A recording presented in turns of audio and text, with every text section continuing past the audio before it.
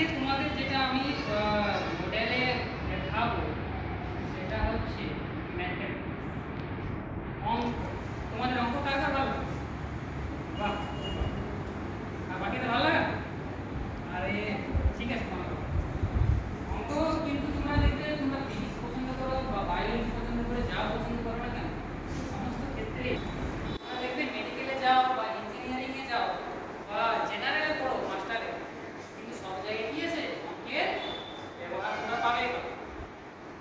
তাহলে আজকে তোমাদের একদমই সিম্পল জিনিস, ইলেভেন হচ্ছে মেন তো তোমাদের ইলেভেনে ইয়ে পড়া হয়েছে, বিন্যাস নিয়ে পড়া হয়েছে, বাস ওইটাই আমাদেরকে জানা আছে। এখানে তোমরা দেখতে পারো যে এখানে যেটা আমি মডেল করেছি সেটা হচ্ছে sum of square of first n natural number, অর্থাৎ প্রথম n সংখ্যক স্বাভাবিক সংখ্যা স্কোয়ারের মানে বর্গের যোগফল। ওটা কিভাবে আমরা বার করতে পারি সেটা দেখব, ঠিক আছে? তাহলে আমি বেশি কিছু না বলে শুরু করে দিই। দেখতে পাচ্ছ তোমরা, তোমার মডেলটা দেখতে পাচ্ছ? দেখতে পাচ্ছ তো? দেখো, প্রথমে আমরা 1 স্কয়ার মানে কত, 1 স্কয়ার মানে কত, 1 স্কয়ারের জন্য একটা বক্স, এটা হচ্ছে আমাদের একটা কি বক্স, স্কয়ার বক্স, বর্গক্ষেত্র।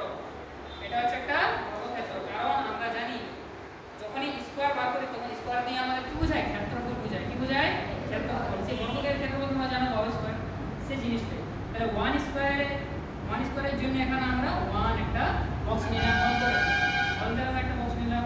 এবার আছে 2 স্কয়ার, 2 দিয়ে কত, 4, 4টা নিব, 1 2 3 4, 4টা নিয়ে নিলাম। এবার আছে 3 স্কয়ার, মানে 9, তাহলে 9টা, 1 2 3 4 5 6 7 8, ঠিক আছে? এরকম আরেকটা সেট নিলাম, মানে বার করার জন্য, সূত্রটা বার করার জন্য আরেকটা সেট নিলাম, ঠিক আছে? একটু বলো, সূত্রটা বার করার জন্য আরেকটা আমরা সেট নিলাম।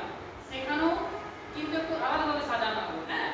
এখানে এই যে বক্সটা ছিল ওখানে ওইদিকে আছে, আর সব দিকে ওই যে ওই করে সাজানো আছে, বুঝতে পারলে? তাহলে এরপর আমরা কি করব, আরেকটা আমরা বক্স নেব যেটা সেম থাকবে। তোমরা দেখো একটা বক্স আছে, এখানে আছে, এখানে একটা ওরে আছে মানে 1 স্কয়ার, সাদা আছে 4টে মানে 2 স্কয়ার, আর এই যে কালারটা আছে 9টা আছে মানে 3 স্কয়ার, ঠিক আছে? এবারে আমরা এটিকে কি করব বলো, এটিকে পুট করব। কেমন ভাবে পুট করব, যাতে এটা আমাদের কি সূত্রটা বার করার জন্য সুবিধা হয়।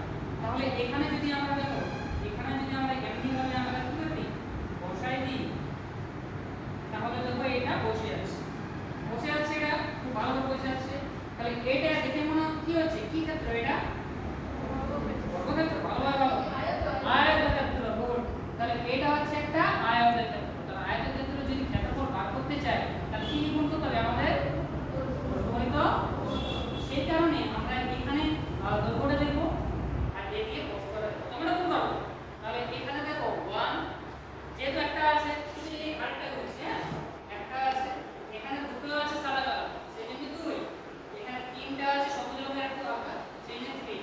তো 1 + 2 + 3, তোমরা যখন শিখেছিলে 1 + 2 + 3 আপ টু n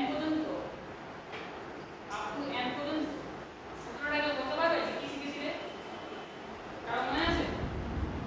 তোমরা যদি না করো তাহলে আমি লিখে দিচ্ছি, হ্যাঁ? তোমরা এটা শিখবে n * n + 1 / 2, এই তো জানো, তাহলে বোঝান n * n + 1/2। কিন্তু এখানে আমরা যেহেতু 3টা নিয়েছি, কটা নিয়েছি? 3টা, সেই জন্য n এর জায়গায় আমরা 3 লিখব। দেখো এখানে 3 লিখেছি, n এর জায়গায় কি লিখব, n, এখানে 3, 2 তো 2, এখানে n